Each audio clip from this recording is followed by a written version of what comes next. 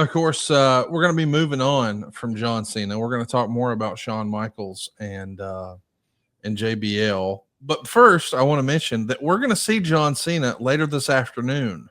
I don't know that everybody is paying attention to this, but Cody Rhodes and John Cena are both going to be on Raw on Netflix. And I would say tonight, but that would be a lie because it's happening at 3 Eastern, 2 Central. And this is going to be a loaded show, but this will probably be the seminal moment in the John Cena turn. I mean, we've seen it happen. We know now that, you know, he's aligned himself with The Rock and he's going to be standing across from Cody Rhodes for the world title at WrestleMania, but we haven't really heard the why. And I know that we've had a lot of fun talking about John Cena matches, but really the hallmark of John Cena, what helped make John Cena the superstar he is his ability to talk him into the business.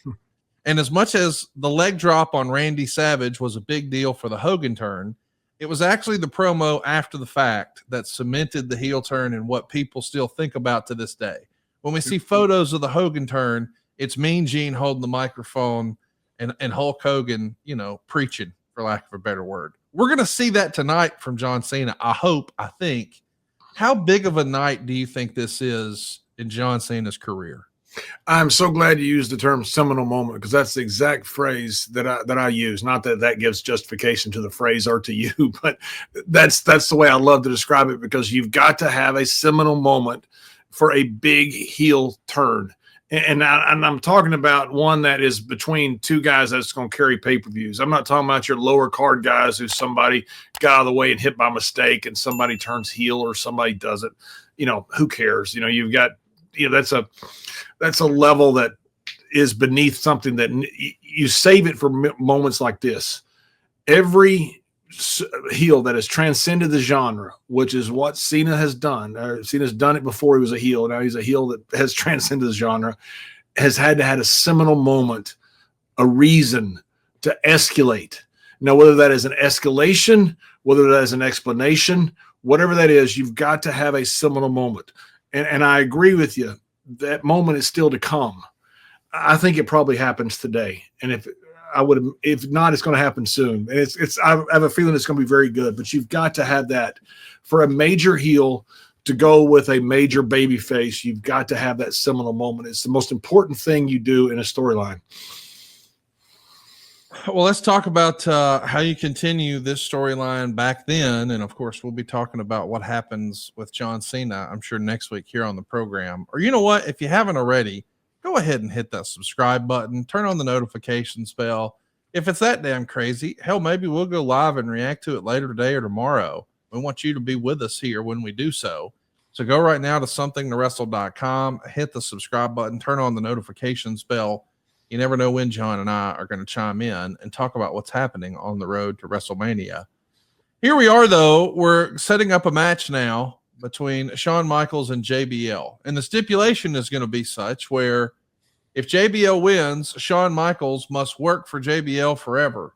In fact, he'll sign over his name and likeness to JBL. But if Shawn Michaels wins, well, he becomes a free agent and he collects on all that money that JBL would have owed him.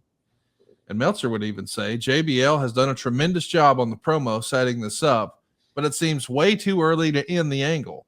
Perhaps they want Undertaker versus Michaels, which has been talked about for Mania, so we have to end this program at No Way Out. JBL's been trying to push the idea that Michaels in his prime could beat him, but now he's broken down, and I don't think as a wrestler we really buy that JBL is in Michaels' league. So you're going to come out on Raw and do a job. Right when Meltzer was saying good stuff about me, he throws that in at the end. He just can't help himself. That's right. He's like the dog, you know, that you think is house trained, and you're going, oh, look at my dog. He's so nice. Oh, he just shit on the couch. We got to talk a little bit about the job evaluation here. JBL's out, and he's going to be doing the job evaluation of Shawn Michaels. He's basically blaming him for not helping him win the title and for losing last week to Cena, so he doesn't get in the chamber match. You're threatening to fire him, and then you offer him a deal, which is we'll have a match. And if I win, I'll pay your full salary for a year.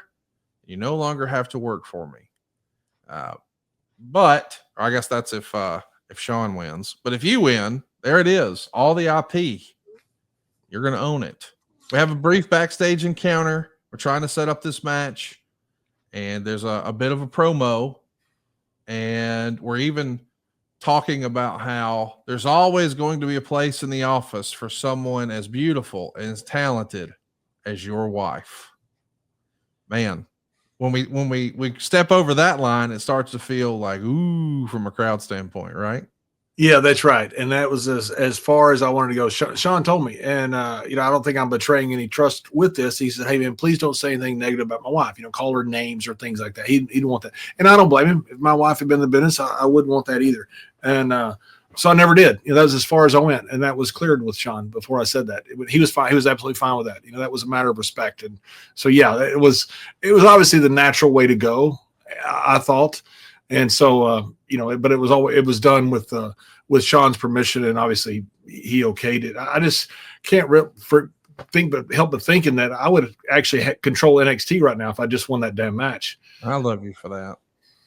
So the match actually happens, No Way Out 2009, and we know they go 13 minutes and 17 seconds. They're calling it an all or nothing match. Meltzer would say there was very little heat for a Shawn Michaels match here. It's on 4th on the card. And Meltzer would say that the crowd is dead, even when Shawn kicks out of a lariat. I don't know why, but it doesn't feel like the fans were as bought in on this storyline as maybe they could have been. You eventually confront Rebecca. She's going to punch you. Shawn comes back with a forearm, the nip up, the elbow off the top, and the super kick for the pin. We get a big pop post-match for Shawn Michaels kissing his wife, and they leave together. But this show in Seattle, like, it is a great story. I can see why this is a good story, but it feels like the crowd in Seattle, maybe they weren't as into the story. I mean, they're certainly into seeing Shawn and his wife celebrate, but what could we have done with the benefit of hindsight to give this a little more juice? Was Meltzer correct in that we cut it off too soon? Yeah. Now you're making me flip flop on Meltzer. When he talks good about me, I have to agree with him, and because he's right. But I don't remember the crowd not being into it. Maybe they weren't. I don't know. Meltzer loves to say that the crowd wasn't into this or wasn't into that. I don't know. I thought the crowd enjoyed it. I certainly enjoyed it. I loved being out there with Shawn Michaels. I thought it was one of the times of my life. One of the best 15 minutes or whatever it was of my life. I got beat up by Shawn and his entire family, which thank goodness Rebecca didn't hit me too hard. But I told her hit however you want, and she caught me pretty good. But that's exactly what I wanted. I think always joke that Shawn and his whole family beat me up. I think it's pretty cool that you had this moment before you retired and before he retired. I mean, you both have had incredible runs with the company. So to get to see you guys mix it up, hey, it's better than nothing. But I do agree with Meltzer's criticism that, this could have been a longer program. But I mean, I guess the speculation was true because we know what happened in 2009. They're setting up what's going to be one of the greatest WrestleMania matches of all time, if not the greatest, and Undertaker and Shawn.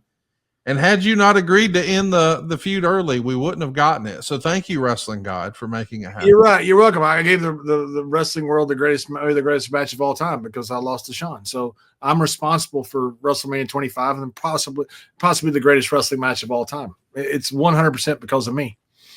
And I always thought that was probably, in the cards, they wanted Shawn and Taker. And I'm glad they had it. I'm glad they had, as much as I'd love to have had Mr. WrestleMania at WrestleMania, I'm glad that I would rather have had Taker and Shawn because as a fan, that was one of the greatest matches of all time. When I sat there and watched it, I just retired against Rey Mysterio. And I knew it was over, and I was sad. I didn't even go to the after party. I just drove back here to Athens, Texas that night. I didn't want to retire. I loved the business, and I wanted to stay in the business, and I was forced to retire because of health reasons and things like that, and mainly health reasons. And I didn't want to. I still love the business. I realize now that my career is over, and I've had this great run the last few months with Shawn Michaels, Randy Orton, John Cena, Rey Mysterio. I mean, and Chris Jericho, I couldn't have gone out any better.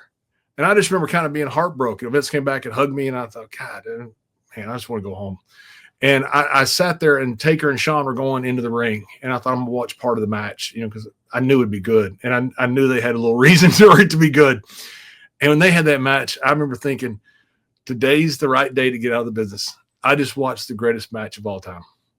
And I just remember thinking, I can go home happy now. I waited for Taker and Sean to come back, shook their hand, and everybody's waiting for them. But I just remember thinking after seeing that, it's time to go home. And I'm glad that was what it was at WrestleMania because of what it did for history.